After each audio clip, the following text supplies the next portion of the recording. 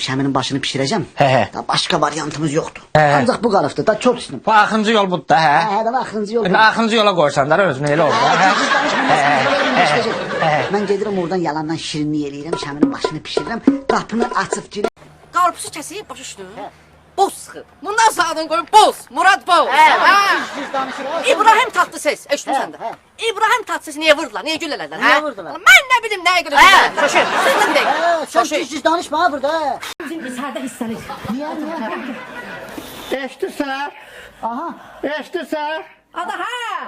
Hayır o soruşada yok eşitirsən. Ama bu cicdi, bu dəlidir, ya sən də Aysin, He. məni qulaq asırsan, mən... Tulca sebepkarı. Gülmen daha o dediği o. Bu ciydi. Benim Rusiyatta olmağımın başlıca sebepkarı bak bu insandır, Valya.